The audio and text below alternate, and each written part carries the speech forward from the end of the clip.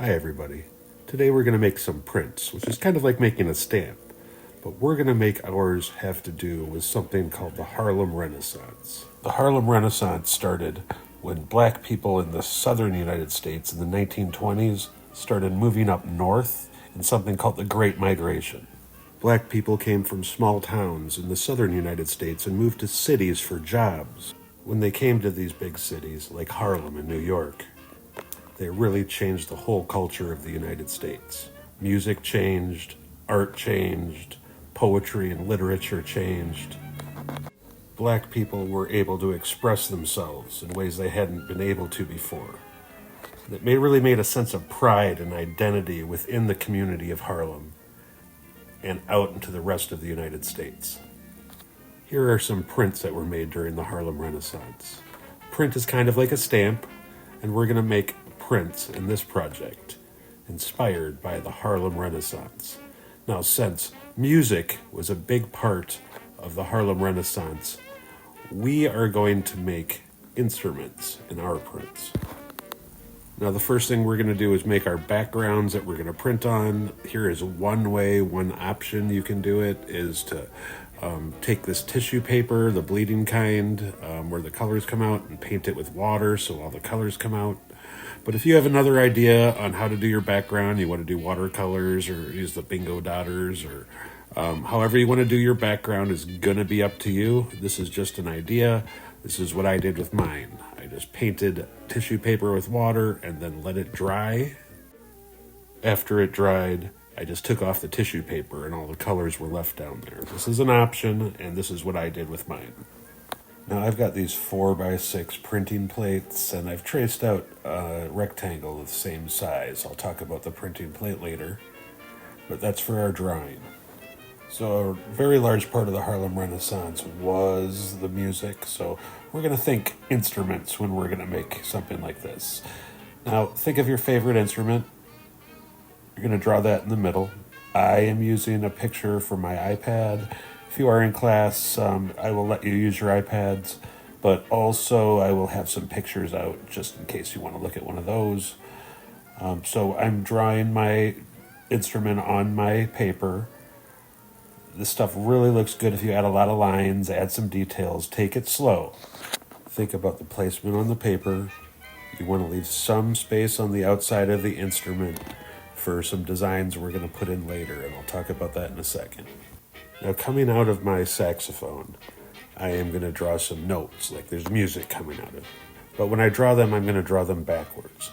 This is because when you print something like this, whatever you print will be the opposite of what you get at the end. And I'm going to show that to you in a little bit. But remember, I'm making my notes backwards. Also do this if you put any letters or anything like that. Now I'm going to start dividing my background into shapes. I am doing a radial design. Radial just means working from the middle to the outside of the paper, but you can divide your paper however you would like. Just make sure the background is divided into shapes somehow. And don't draw over your instrument when you're doing this. Now in each shape, I'm going to do a different design. You can use different lines, shapes, or patterns. I will have some sheets out in class if you need ideas for this, but you can also come up with your own. So I'm adding zigzags and swirls and different kind of shape designs in each different shape. Once you do a design in one shape, don't do it again in another. Switch it up. Give it some variety. These kind of styrofoam prints look great with a lot of line work. So fill up the page. Take some time with it. I bet you'll be surprised what you can do. Now let's transfer our drawings onto our printing plates. First thing I'm going to do is I'm going to cut out my drawing, which has been traced as the same size as my styrofoam printing plate. So it should match up perfectly, and I am going to, using one piece of tape, just tape it down so I can lift it up and down and check my work as I'm tracing over it. Now I'm just going to trace over my lines. I'm using a pencil, kind of dull, and I am pushing pretty hard, not so hard that I'm just ripping my papers to shreds, You will sometimes rip your paper. I did that several times when I was doing this, but it stays together enough. Go really slow with this. Taking some extra time at this phase will really make it look better. You want to be really deliberate with it. Play with your line work a little bit. Make some areas thicker than others, make some lines thin. Really make sure you get in on all of the details. Take your time with it. You will be more happy with it if you do. I just use the one piece of tape so I can lift it up every once in a while and check my work, make sure I've hit everywhere.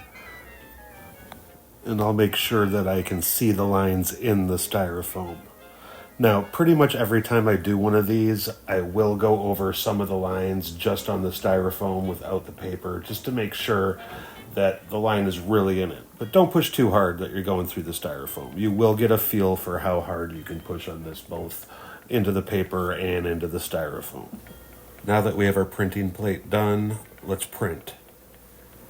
I am using printing ink, but acrylic paint will work in a pinch. You kind of lose some of the details, so this works better.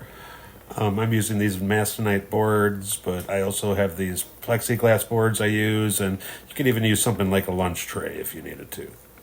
Now the top of my board where I put the ink is called the well. You don't roll it over the well.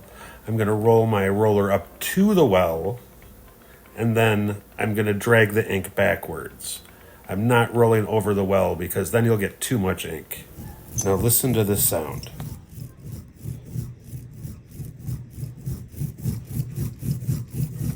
It sounds like it's kind of sticking. That's the sound you want.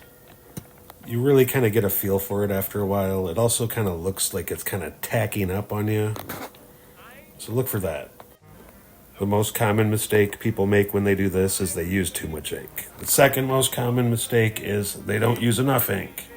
So it's really about the perfect amount, and you will get a feel for it. So I'm going to take the ink from my roller and I'm going to roll it onto my styrofoam printing plate. Now I'm going to grab the paper that I made before. I'm only using half of it, and I folded it twice, so 4 prints will fit on a piece of paper. I made you do 2 of these in case you mess up. Now I'm going to press this down. I'm pushing at the top, bottom, and the middle. Massage it in. Sometimes I use a popsicle stick and kind of scrape it in, but hold it in one place. You don't want it to move. Then I will pull it off and see how my print looks. Not bad. You notice that the notes I made backwards are now forwards.